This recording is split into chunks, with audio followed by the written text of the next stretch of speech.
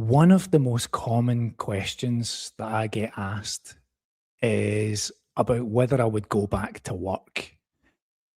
And in this episode, I'm going to explain to you what people are actually asking me to go back to.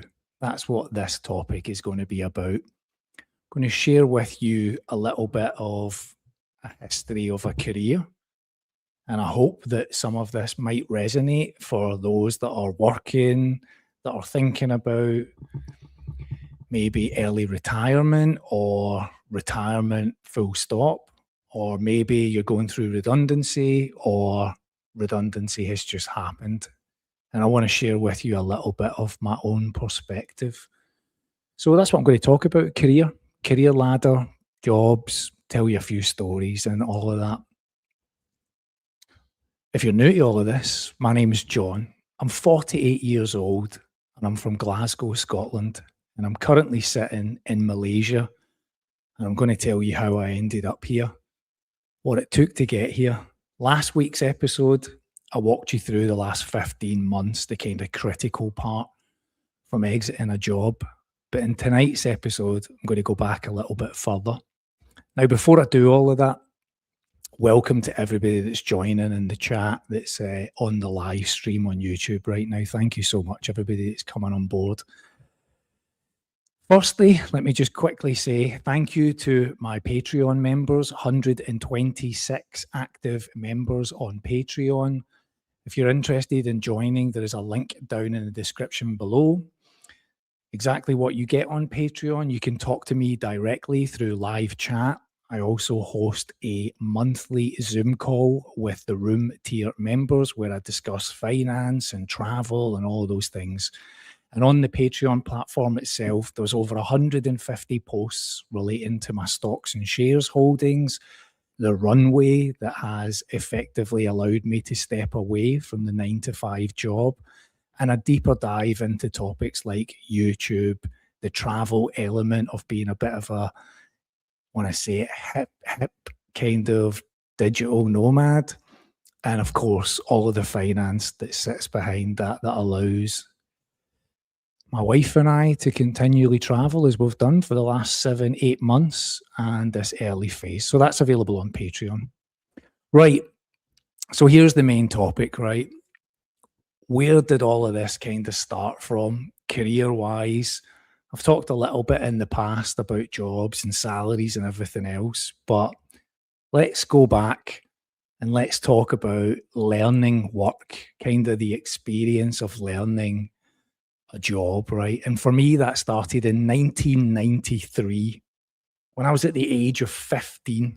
My birthday's in January, right? So I started working for a company in the UK called Halfords. Now, for anybody that's in the UK, you will know who Halfords are, right? If you've had a car or a bike, you know what Halfords is, right? It's essentially a kind of one-stop shop for everything about a vehicle: windscreen wipers, wing mirrors, all of that kind of stuff. Well, I started working in Halfords around November of 1993, just before my 16th birthday. I got my national insurance card in a little bit early. I'd applied for a job through a newspaper, local newspaper, advertising that Halfords was going to open up a new retail store, a new out-of-town retail store, and they were looking for some staff. I applied, I got an interview, I went to the interview. I remember the day, how nervous I was. I was interviewed by a guy called Kevin Nichols. I remember sitting at the desk, and he was a big burly man, a big round belly, like a big store manager, kind of somebody that probably ate a little bit too unhealthily in the stresses of running a store. And I interviewed with Kevin Nichols and I got the job. And I started pretty much straight away working weekends in a high street retail store before they closed it down and moved to the out-of-town retail store. And that was my first experience. And pretty much straight off the bat, I was in a store having to go out on a shop floor and talk to people.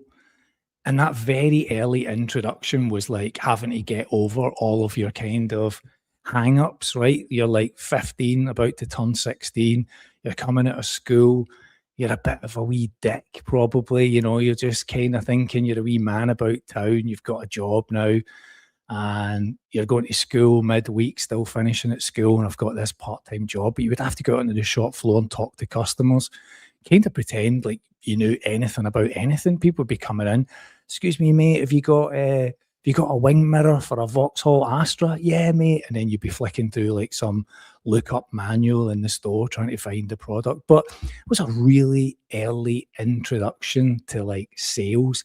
Now, luckily, Halfords, you've been in it, right? It's split into different departments. You had the cycle team, you had auto accessories, you had the garage, right? Now, I loved like BMXing and mountain biking, and luckily I ended up working in the cycle department, which meant one of two things. You either were on the shop floor trying to sell bikes to customers, or you'd be through the back building the bikes. Now, run up to Christmas, a lot of bikes to get built.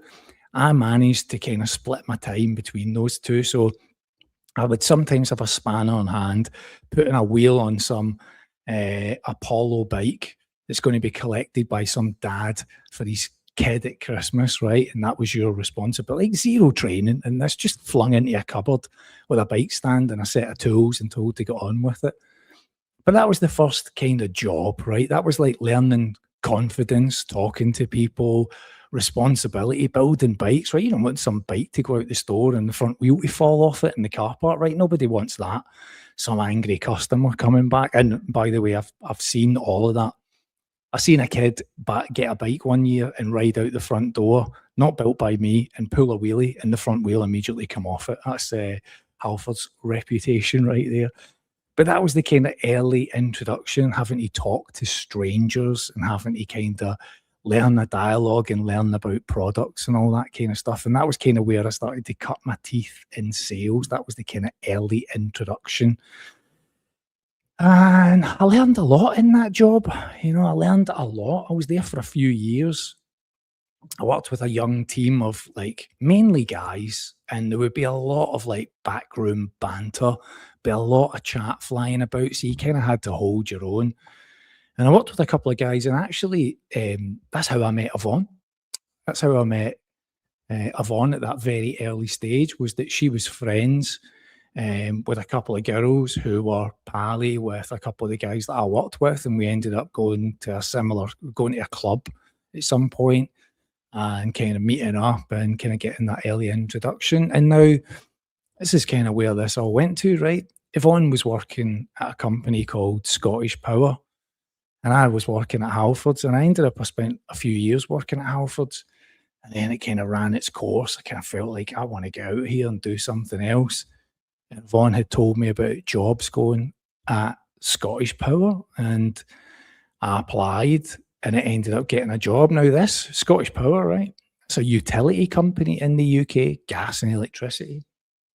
But way back in like 1997, they used to have retail shops, and they were called the brown goods or the white goods. Right. And what's that defined as? Well, brown goods was like TVs, videos, hi-fis, stereo systems, and the white goods was like washing machines, tumble dryers, fridge freezers. I worked in the brown goods store called Sound and Vision. I went to work there, right? It was in Parkhead, Forge. So I would have to get a bus from my hometown, East Kilbride, cost like 90 pence or something to get into Glasgow, and then I would have to get another bus to Parkhead, Forge, where Parkhead, Celtic Park, where Celtic football team play, and I would go and work there for a few years selling hi-fi systems. And that's kind of where I started to discover my real love of like music and kind of working with guys who would bring CDs in. And at that time, mini disc was just launching, so mini disc was a big thing. I remember I worked in the store, this Sound and Vision store, with a guy called Mark. And Mark had this kind of shake thing going on, and you would go for a beer with him at night, and Mark would go up to the bar to get a pint, right? And by the time he got back to the table with your pint, it was a half pint at that point. It was like, Mark, could I get the whole drink, please, mate? He just did this kind of shaky thing. Anyway, I digress. But I worked in this store. Mark was a big music fan, and he would loan me CDs, and I was starting to get into all this music. But I just see talking to customers about stereo systems, hi-fis, putting tracks on, playing them, maybe like something like the Stone Roses or a bit of like Spiral Carpets or something like that, right? Getting it on and kind of getting your influence of music into the influence of selling somebody a stereo system. Oh, that was like triggering all the dopamine hits for me. You get a customer that came in that bought a telly, a video player, and also a stereo system, like the triple package, right? That was like the big win. That was when the dopamine was really firing. But a lot of customers, Parkhead 4s, right? A lot of customers over there were coming in and getting products, getting their technology on the old tick, on the buy now, pay never, right? And it was a very eclectic mix of people that would come and shop in Parkhead Forge. In the store that I worked in, we used to have a list of postcodes where you weren't allowed to deliver products. And the reason you weren't allowed to deliver the products is because the van would get robbed whilst the products were getting delivered. So you would have to ask the customer in the shop. Imagine how embarrassing that is. Somebody comes in to buy a TV from you, and you're like, "What's your postcode, mate?" And they give you the postcode. And then you're like, "I'm sorry, mate, we can't actually deliver to you because it's your postcode's blocked." And if you're curious, if you're just joining, yes, we are live. I'm just giving you this monologue straight up live, unless you're listening to this later on Spotify. But we're live right now. So that was the kind of early days of Scottish Power. Worked in there, 1997. You would just see all sorts coming in, right? Had a guy come in one day and he paid for like this massive TV, big bag of cash, right? And you're always curious, where did that bag of cash come from? What's the story behind all of that? I worked in Parkhead Forge for a couple of years, and then I finally managed to land a transfer to work in my hometown store. That's where things started to change, because I went to work in that branch, East Kilbride, as initially a salesperson, and then very quickly I became the assistant manager, and I worked with this woman called Lucille, and she was an older woman. She was probably close to retirement at that time. I think I'm going to sneeze.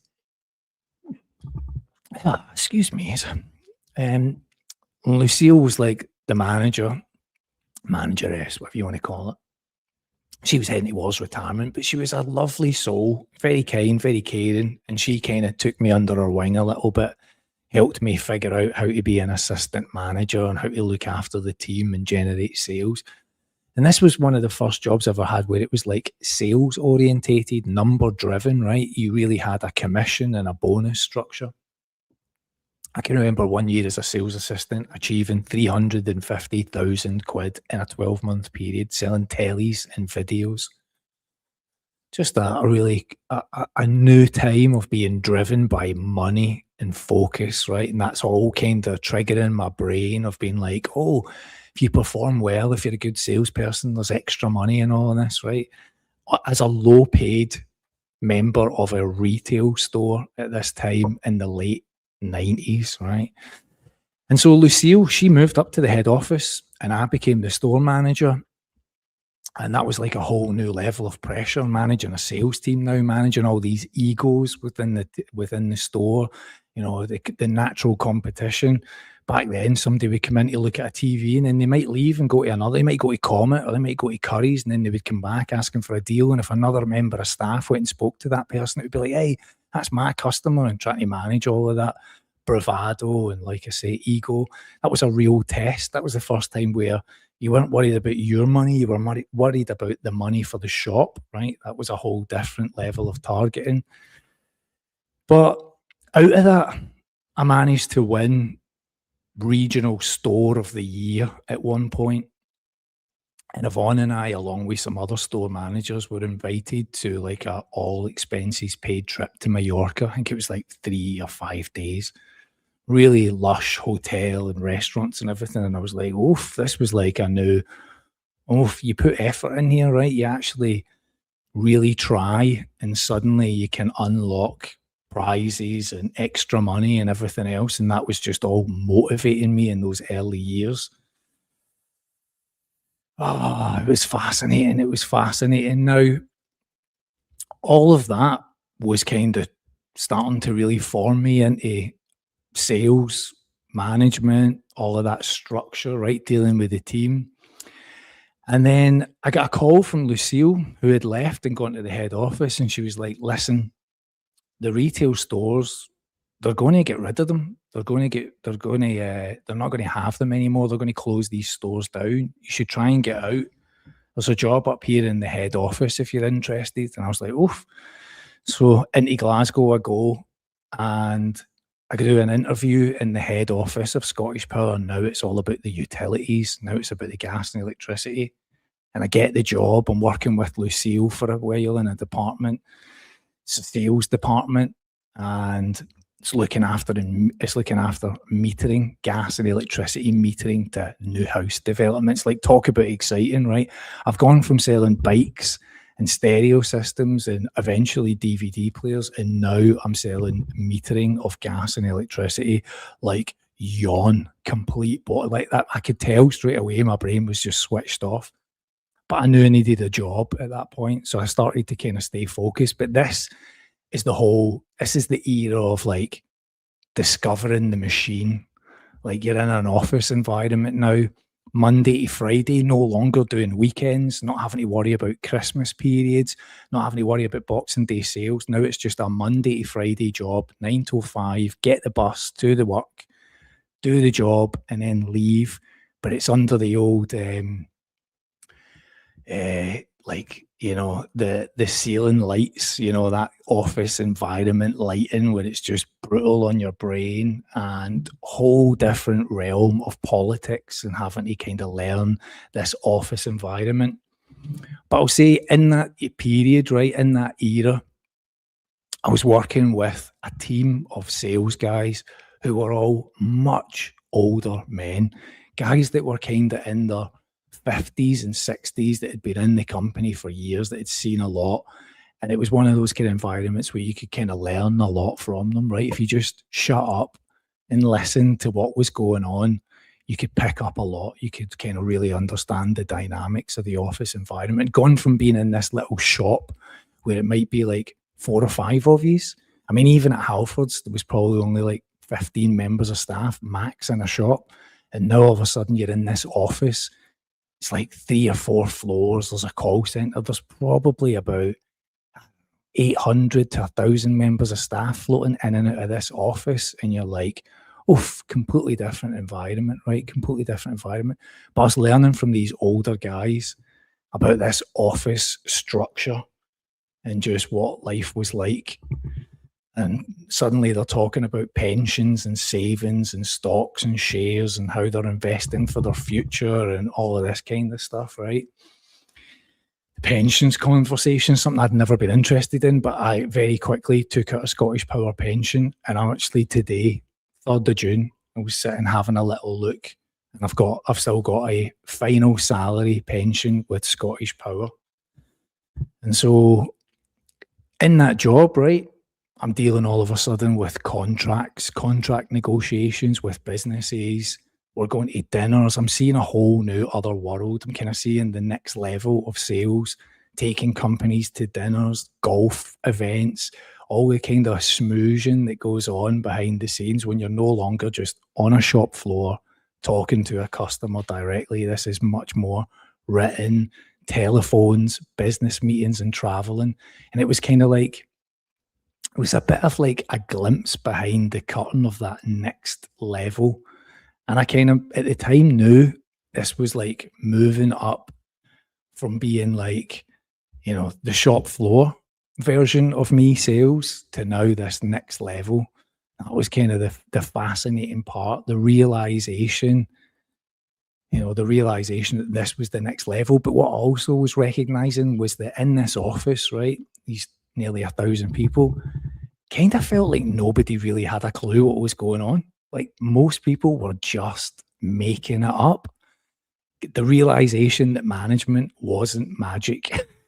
You know, when I worked in the retail store and you had this head office, you used to think that head office was like, you know, oh, they really have an idea of what's going on. Then you get there and you're like, shit, they have no idea what's going on. That was a bit of a dawning moment for me. But I moved out of the sales team. I ended up moving into other departments. I became an auditor at one point, and this is again where I was realizing that when it was something that excited me, bikes, music equipment, TV, movies, DVDs, I was really engaged with it.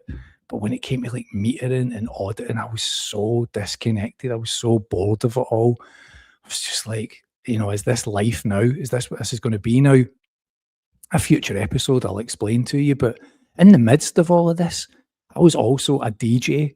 I was a music producer. I had record contracts. I was traveling. I was going all over the world to play gigs. And then I was coming back and doing this job at Scottish Power at the same time. And I had no idea whether I was going to be able to be full time at this job, full time as a musician, an artist. Like it was within touching distance. The money was coming in. I was signing contracts, but I never felt quite comfortable enough. So I kept the job dialed in and I just kept working away. And in the end, I kind of picked a path, and that path was to focus in on the career. And so beyond all of that, right, then came like the climb, right? There was a moment when I was working at Scottish Power where I was doing an internal audit, right? Going to another department, doing all of this. So maybe when you listen to this, right, maybe you'll understand some of this, maybe you won't, it'll go over your head. I used to go and do ISO 9001 certification for departments, right? If any of that means anything to you, please message me and tell me. But ISO certification, I used to go do that for departments at Scottish Power. And I went to do it with a sales team at one point, and the guy that was running the sales team was like, "John, you're wasted in this job. Why don't you come back and work in my team with me? We'll turn you into an account manager." And my head just lit up. I was like, back in sales, not doing account management. What's the job? And he was like, "You'll be a UK account manager. We'll get you a car." Couldn't even drive. Couldn't even drive. I would have to pass my driving test to get the company car. And I was like, I'm in.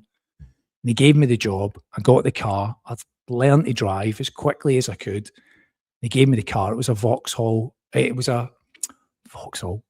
It was a Volkswagen Golf. It was black. And on the very first day that I got the car, they sent me to Wales, Cardiff, for a meeting. And I think that's what set me off in terms of being comfortable at travel, was because I was like, right, I'm going to have to just get in this car and go and travel, right? Get in this car and just go to this meeting in Cardiff from Scotland. That was the goal. But that was me back into sales, right? And it was at that moment my salary just started to creep up, right? So I had a full-time job at Halfords that was like, I think when I started, it was like 11 grand or 13 grand a year. And then when I got to Scottish Power head office, I was in like 18, then 20, then 24. Then when I joined this team, it was like 28 grand a year. And at that point, I was like, if I just try, if I just put some effort in here, I might be able to earn a bit more money. And it would make such a difference to Yvonne and I, like how we were living. It was like, just make a little bit extra cash, right? And so that was it. I started to really put the effort in. And that was at the point of like learning the climb. I had gone from discovering what this job was all about, this sales role, discovering the machine, and now it was like, here's the climb phase. Did the auditor role, do a sales role. And then I met a mate online, a guy who was a fan of my music at the time, that offered me a job interview for a company called Belkin, right? Now, if you've got an iPhone or a Samsung, you might have had a Belkin case or an iPad, you might have had an overlay, you might have had a keyboard, right? Massive American technology business. My mate got us an interview to be a salesperson there, and it was in Northampton. Their head office was in Rushden. And he was like, yeah, you'll be able to, do the job from Scotland and all that. Came down for the interview. The guy who was the boss of the company, Steve Maloney, I think he's the VP of the company now. He said, "Oh, you're doing this job at Scottish Power. I don't know if you're committed to all of this." And I was like, "I'm committed." And afterwards, they offered me the job. And it was like, I think 36 grand a year. Did they go from 28 to 36? I was like, whoa, that's like night and day of a difference. Such a jump up, right? And then came the catch. Had to move to England and do the job from Northampton.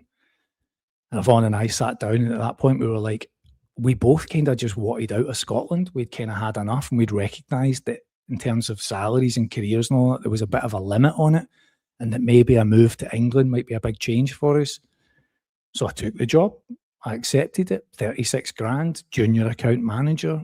I moved to England and I started living in a house share whilst Yvonne was in Scotland. And for the first 6 months that I did this job, I commuted back and forth. Every Friday, I would leave at about 4 o'clock and I would drive to Glasgow, and I would get there for about midnight. And I would spend the weekend with Yvonne, and on a Sunday evening, I'd drive back to Northampton. 6 months before Yvonne managed to get a job in Milton Keynes, and we'd move and we'd rent the flat out. And in the midst of all of that, I had to prove myself that I would still be good at this job because I had no idea what I was doing. And I took over like an Apple account, selling iPad cases, mobile phone accessories. I was looking after, believe it or not, Halfords. Where I had started my career, I was now managing Halfords as a retail store for Belkin. When I took it over, it was worth, I don't know, £1 million a year.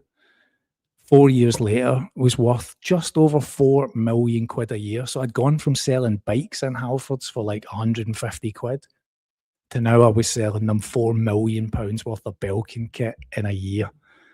And in doing all of that, the money just kept creeping up, right? That was the climb.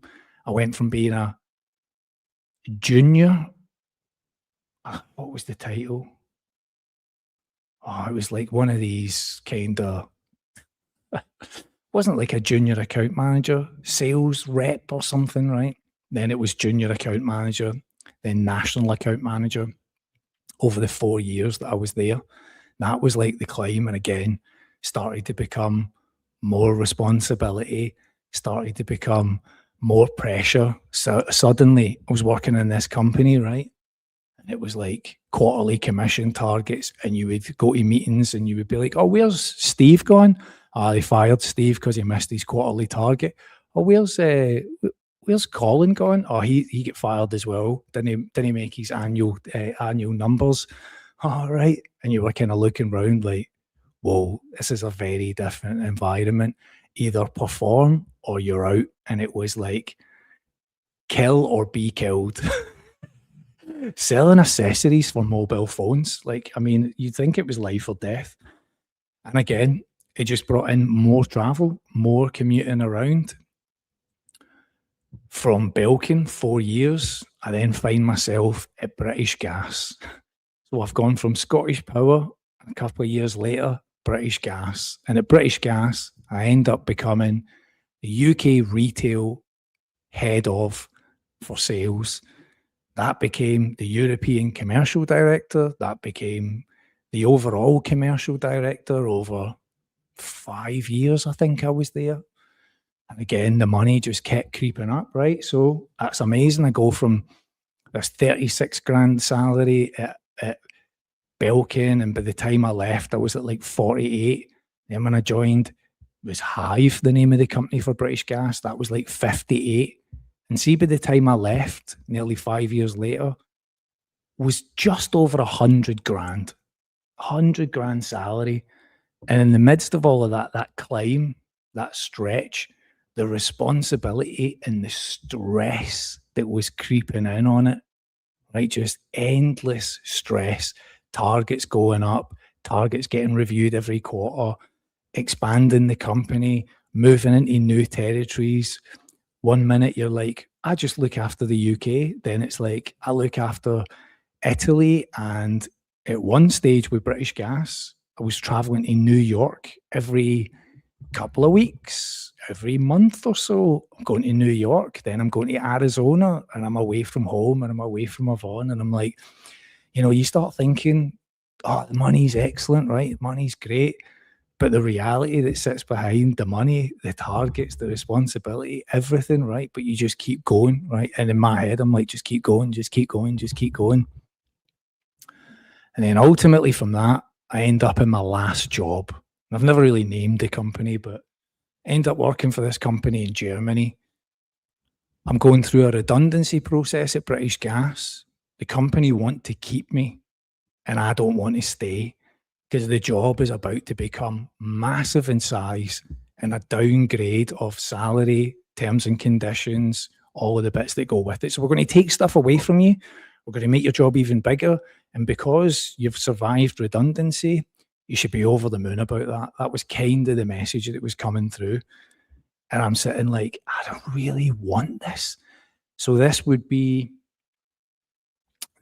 whole process of redundancy started at the beginning of 2020 as it went into the COVID lockdown era.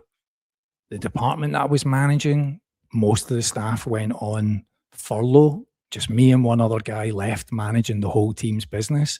And in the midst of all of that, redundancy also, right? So I'm sitting there, my position's being rolled into 3 other guys' positions, and the company are telling me, we're going to select you in the pool, and the other guys are getting let go. And just at that exact same time, this other company come and approached me and said, would you be interested in working with us, taking over our business, doing what you're doing in the UK? I was like, yep. And all of that just married up perfectly. I managed to, on the very last day of the pool option at British Gas, I was able to submit the documentation to say that I am volunteering for redundancy. And because it was done at such a last second, they weren't able to challenge it, or they weren't able to do anything about it. And so I ended up going into this pool and volunteering, which meant I would be leaving the company with a redundancy package. But immediately starting with this other business on a slightly higher salary again, right? Over 100 grand, but now working for a German company in Munich, managing all of the UK, all of the UK's business, the same as what I was doing at British Gas, at Hive, but with no staff, none. Do it yourself, build it, show us that it's possible, and then we'll think about a team down the line. And that's ultimately where I remained for the next 4 years. And in that 4-year period, right, I had managed to exit a very stressful situation at British Gas, navigated those waters as well as anybody could have done. Like, if there's a perfect moment for all that to align, to be able to walk away from a job with a redundancy and straight into another job is perfect. And I did that. And when I got my payoff from British Gas, I put that money and I invested it. Tell you what I did right off the bat. I cleared off any debt that I had. I had a couple of credit cards, I cleared off the credit cards, I had no loans, nothing else. And I just got rid of every bit of debt for the first time, probably in as long as I could remember. And that felt good. That felt like, oof, big weight off of Yvonne and I's mind, no outstanding money. Joined the new company, and always in my head, an old friend of mine, an old mentor of mine, always used to say, you know, it'll be brutal for the first 6 months, and then you'll start to be able to kind of show your influence, hire somebody, bring a team on board, help you out. So you know it's going to be 6 months of challenge, and then you can go from there. I joined this new business in Germany, and that's exactly what I did. And all of that was done through the COVID period. I joined the new company in December of 2020. I didn't meet anybody face to face from the business till almost a year later. Did all of the job myself at home. And in that first year, I managed to deliver millions of pounds of business for them. And in return, they were like, good news, we're going to give you more work, but the money's going to remain the same. Because trial, right? If you just show us what you can do, then we might increase your money down the line. You know, one of those negotiations. Because I felt so desperate for the job, I always had this mentality, must have a job, must have a job. My dad's always his messaging ringing clear in my ears. If you'd listened to last week's podcast, always have a job. So I'm like, must impress, must sell, must be useful, sell. The salary creeps up a little bit more, right? Suddenly I find myself I think I was at 117,000 at this point, but feeling like, well, I'm absolutely putting myself to the sword here mentally and physically. COVID's now kind of passed. I'm traveling to Germany on a regular basis, doing all of that kind of work. I'm going to Munich pretty much every couple of weeks, driving from Northampton to Stansted or to Heathrow, flying out from Heathrow on a Sunday night or a Monday morning, then I'm away till Thursday, then I get back home and I have a weekend and then I have a couple of meetings and then I go back again. All of that was taking its toll, more pressure. Then all of a sudden, I'm promoted. And out of that promotion, I'm now managing the UK, Italy, France, Germany, Spain, the Nordics, Netherlands, with almost nobody to help me do it. A couple of colleagues, if they ever hear this, we were as tight as thieves and all of that. But the money creeps up a little bit more and you just keep going, right?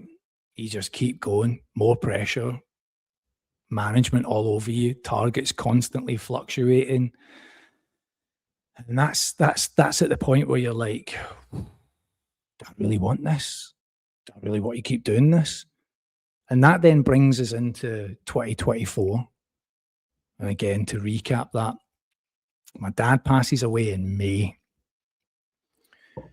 My dad passes away on the Friday, the 24th of May. And on the Monday after it, Bank Holiday Monday, I get a text message from one of the most senior bosses in the company that says, sorry to hear about your dad. Love heart, strong arm emoji. Could you join a call this afternoon to talk about your target? And a little light bulb went off in my head that was like, I think I might be done with this. I think I might be over with this. Now, let me just quickly say, see, in January of the start of that year, Yvonne will testify to this. In January of 2024, we sat down together and I said to Yvonne, I think I've only got a year of this left in me and I am mentally exhausted. It was like sales, marketing, you were the face of the company in multiple countries, traveling, everything, right? Constantly laying out for expenses, claiming it back, shit process, not quite getting the money right, paying for things in euros, not quite getting the tax right on it, bonuses getting paid, bonuses not getting paid. All the little things that just eat away at you. You know, when things are just, see, like if you get a big salary and you're doing a good job and everything just works, you kind of feel appreciated. But see, when little things start falling away, like, you know, oh, we've not been able to pay your expenses this month. You'll get them next month. Sorry, they just missed the deadline internally and all of that kind of stuff, right? Oh, can you take a cheaper flight because we're trying to manage the budgets a little bit close. See, when all that starts happening, my brain just completely switches off. So January 2024, I said to Yvonne, I think I might be done with this by Christmas. I'll do this year, get my Christmas bonus, and then I think I might quit. Then May rolls round, my dad dies. I get that text message on the Monday, and I'm like, the switch goes off in my head where I'm like, I think I might be over this. I take a month off. A friend said to me, whatever you do, don't rush back, because you'll rush back and you'll realize that you haven't grieved and it'll all kick off for you. And he was spot on. I took a month off, and even then when I went back, my head was just not in it. And immediately I'm in meetings like, oh, we need to do this target in Italy, and what are you doing in France? And I was just like, fuck this. Like, absolutely fuck this. It's not worth it. And then almost straight away comes this comms, right? Now, this happened in October. Redundancy's coming round. Now, in my head, in January, when I'd said to Yvonne about going, I was like, I would love redundancy. Redundancy would be like the greatest thing that could possibly happen out of all of this. That would be the perfect scenario. A repeat of British Gas, only this time I won't have another job. I'll just take a break, right? That was kind of in my head. And then it comes round.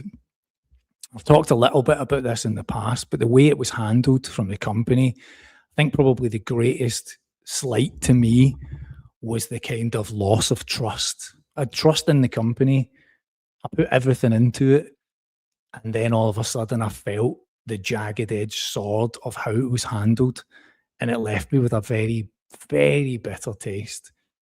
And I ended up, I was like on gardening leave by like November, right? Contracts were being discussed, everything was going back and forth, numbers, everything else, the very difficult situation of all of this. But I was like that to Vaughn, I'm going to be out. And immediately I'm like, need to get another job, need to get another job, need to get another job. My dad, you know, I'm thinking about my dad, him in my ear saying, got to have another job, son. And Yvonne and I went away at Christmas. And whilst I was away at Christmas, I got the notification that that was it, all done. The deal was done. The negotiation was over. The contract, I just had to put a pen on it, sign it, and it was over. And I would be on gardening leave now until the end of February 2025. And see, whilst I was away at Christmas, a couple of things happened. A very good friend, the friend who had got me the job at Belkin, fell out with me. And he was like a mentor, right, and a friend, and we stopped speaking, and I didn't know what had happened. And that really hit me quite hard because I kind of felt like I've got my dad's situation going on here. I don't know what's going on. I've lost my job and now I've lost a friend at the same time. We're not speaking. But see, at the exact same time, I got a job offer to go and work at another company doing almost the exact same thing as I was doing in the company who just let me go. And in my head, I was like, I should put everything into this job. And at the same time, in my head, I was like, I'm going to end up sitting working for a company doing the exact same thing that I've done in the last two businesses, taking on all of the stress, all of the strain, everything for a very similar salary, but hating it, but absolutely hating it. And I'm going to find myself doing this for the next couple of years and just being in the middle of like really questioning what the fuck it is I'm doing in all of this. And that really sat with me. And I got back to the UK after Christmas and I said to the company, I'm not interested. I'm pulling out. I can't do it. It's too soon. And they were like, oh, okay, no problem. We understand. And that was the end of it. And then came this period between Christmas where I was kind of in my head saying, I'm on gardening leave until February. Why am I going to bust a gut to go and get a job now between January to the end of February when I don't need to? Plus, I've been made redundant. I need to do something else. And then, as I've mentioned, as I've talked about him before, January the 9th was my birthday. That was the day I picked up the camera, the one I'm talking to you now for those watching. And I started the YouTube channel. And it was like in my head, I was like, I've got to do something different than have to go back to this job because I cannot face another sales job selling something on behalf of somebody else that doesn't give a shit about you at the end of it all, paying tax into a system that doesn't give a shit about you, and finding myself flying all over Europe at God knows what hours of the day and being away from my wife for another year, 2 years, 5 years, just to pay a bit more into my pension. I can't do it. There's got to be another way. There's got to be something different. And that was the uncomfortable truth. That was the bit that's at the heart of this whole episode, right? Was that it was like a realization. It was like a dawning realization that as much as I had put into all of those 31 years of doing sales, very first job selling bikes, very last job selling something else for somebody else. And at the heart of all of that was that sales was never really my actual passion. I was just good at it. I was just good at it. good at talking, but those are not the same thing. They are not the same thing. And that's really what's landed with me now with this gap, right? This time period out has been able to like process all of that, to have a moment where your mind is just not consumed by a job, to actually sit down and think about what you really want to do. And that seems weird to say it like at that point, 47 years old, like, I'm having a midlife crisis. Am I having a breakdown? Nope. I was just having clarity. It was just clarity. So, office politics, the environment, senior leadership, all of that stuff, the emotional cost of it all, the weight, all of that was done with. And then I start this channel and start figuring out what comes next and what I'm going to do with savings, my redundancy from British Gas, my redundancy from that last job, money that I'd saved up in the middle of all of that, and then thinking about selling things as an option to provide a different way of life. So redundancy at that point felt both devastating and yet at the exact same time, relief. It was exactly what I had wanted in the beginning of that year. This was like the payoff. The payoff came, but it came with a toll, and that toll was like health and mental well-being and all of that other stuff, right? And then I've heard from people since who've gone through redundancy and understand the kind of devastating aspect of it all. But I don't know if people always or necessarily understand the relief that comes from it as well. Like losing the career, that 31 years, it absolutely hurt. But see, losing the pressure and all that came with it, that didn't. That absolutely didn't. And that is the part for me that's been the powerful distinction between it all.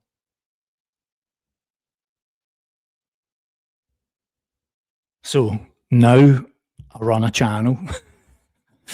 I've got my Patreon. This is a podcast, a weekly newsletter. I've built a little bit of something for myself out of all of those skills that have came out of it. And then I'll read a comment from somebody saying, I would like to see you go back to work. It feels like a waste. It feels like you've given up too early and that you should get back to a job. And for me, that's like the furthest possible thing that could happen at this point in time. Now, I'll say this much, right, to kind of wrap this up. This November coming, it's June now. This November coming will be 2 years that I've been out of work for the first time in my entire life. And that is a sentence that I honestly never imagined that I would be saying, not having came from the background of my dad's work ethic and that voice in my ear constantly saying, have a job, have a job. Now, and I'll also say this, I don't know if I'll ever have another job again. Maybe I will. Maybe I won't. Never say never, right? But I do now know that after 31 years of all of that, I've finally had a long enough time away from it all to just kind of think about what this next phase of life looks like. And that's the part that I'm kind of enjoying exploring at this point. So when I build things, when I create things, when I try things out, all of that excites me. It gets my mindset going in the right direction. And we'll see where it goes. So that's this week's episode. Thanks so much for listening to all of that. This will be available on Spotify, YouTube for replay, and also Apple Podcasts.